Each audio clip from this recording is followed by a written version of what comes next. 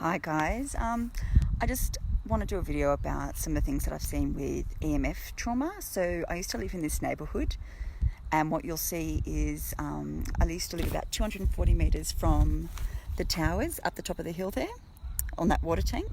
And I just want to show you what you'll see in fruit trees and pear trees and the trauma that you'll see on a cellular level. I want to show you things like tree death and tree cancer. So hang out with me and I'll walk you through what I've seen, and once you see it, I want you to know a little bit more about geopathic stress. Okay, so have a look at this pear tree at the front of my house, my old house. You see how that limb flicks out? It's because there is a line of EMF going through it, and it happens all the way down this side of the street, and I'll walk you through it and I'll show you. What you'll see on a limb like that is that you won't see flowers, and so EMFs also affect fertility. I just want to turn you around and show you some other things as well. What you'll see as well is EMFs will go straight through a house, because my house was in the direct line of an EMF tower.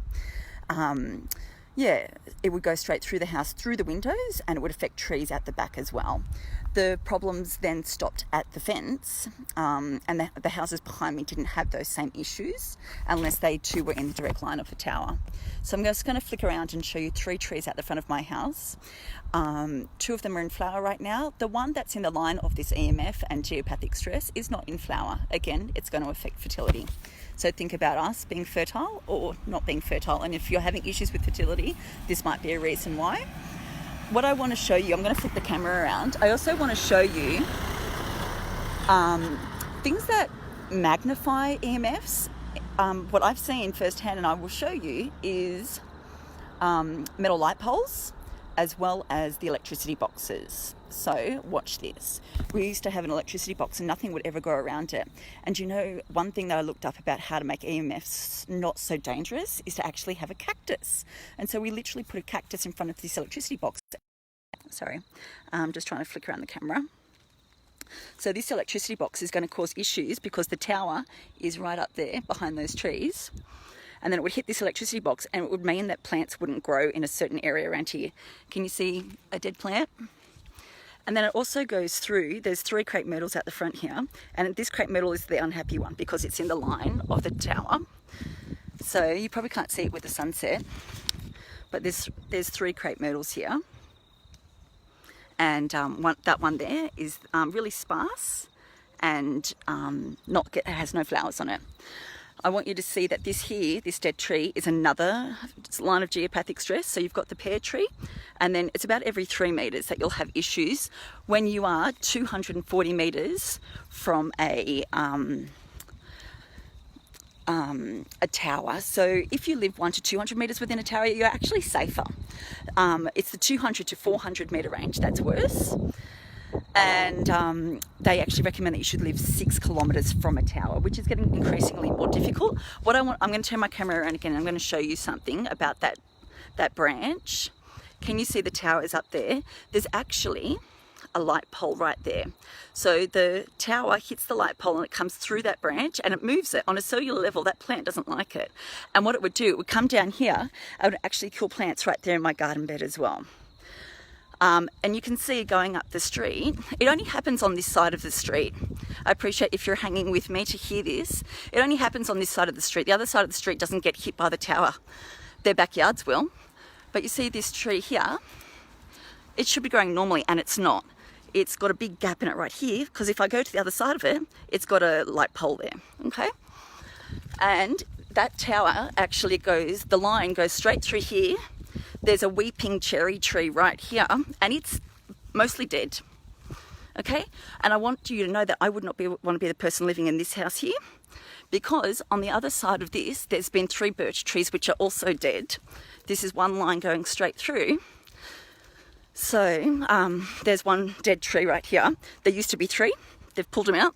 If you lived in that house right there, there's a dead tree right here. That's mold.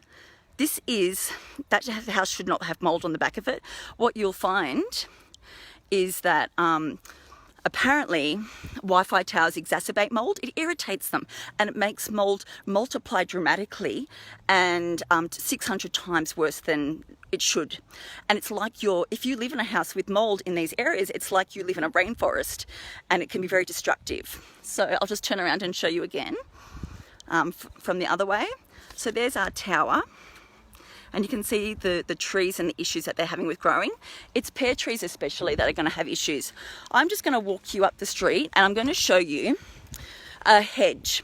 When you're looking for signs of geopathic stress, you're going to look to see, why is that hedge not growing? Why is that plant not growing in that spot? And it's because there's a line of EMF running through it, or geopathic stress. Okay, so I'll just tell you a little bit about, while I'm walking up to this plant, what is on that tower up there. There's 2G, 3G, 4G, and it's Optus, Vodafone and Telstra. And yeah, so there's no 5G yet. I want us to be careful about what's happening with 5G. When I first found out about this and I did this walk and I saw it firsthand, it shocked the hell out of me. And I'm going to turn around and I'm going to show you something. And you can hear I'm shaking. I don't like it. I don't like this conversation. I don't like being in this area anymore.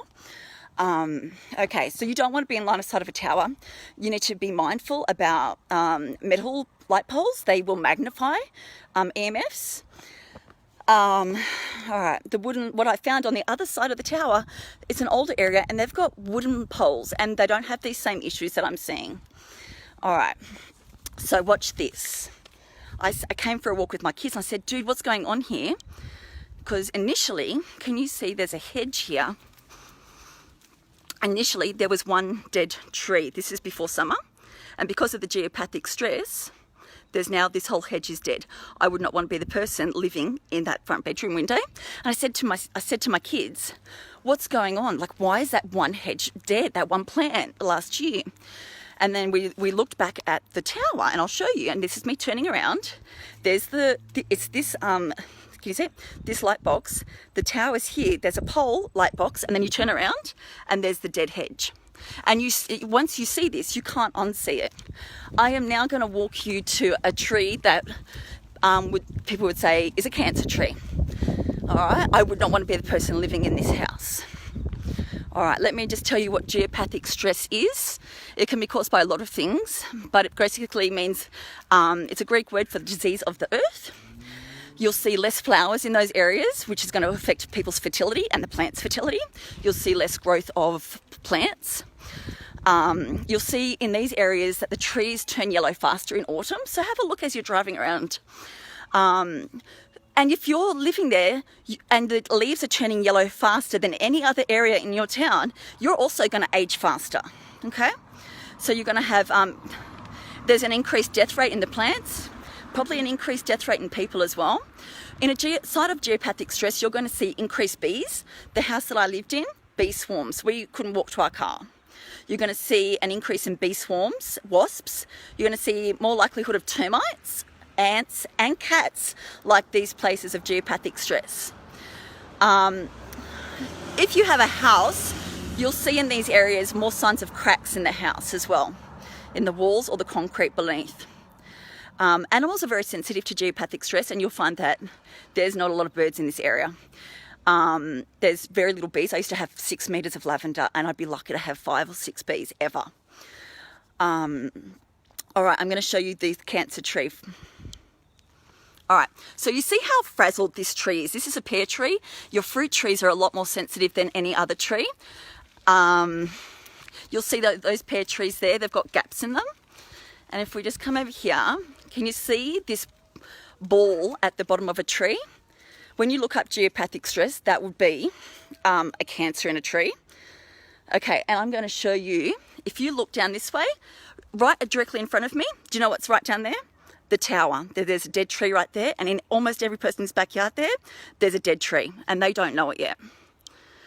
All right.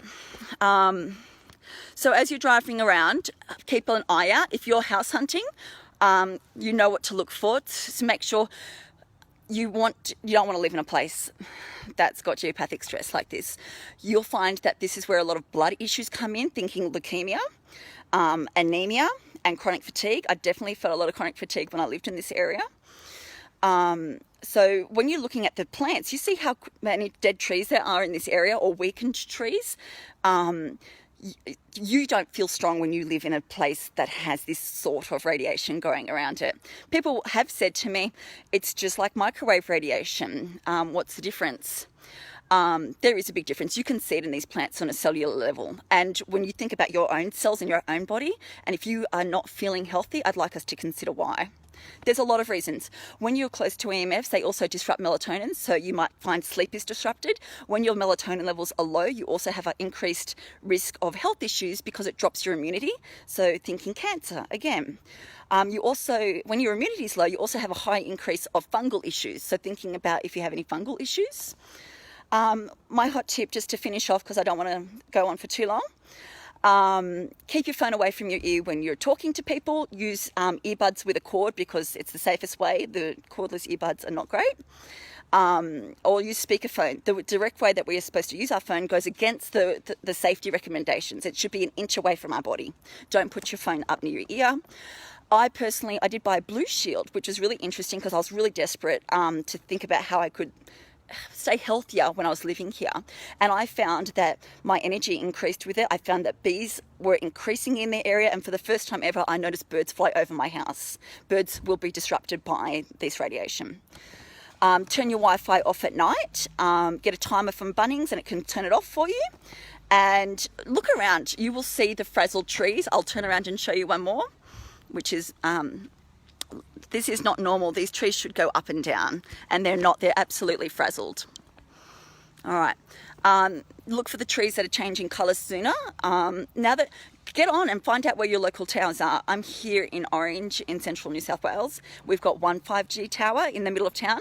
I'm going to be doing another video or a photo of one of the worst trees I've ever seen in Orange. And so I am concerned if 5G comes to Orange, comes closer to anybody.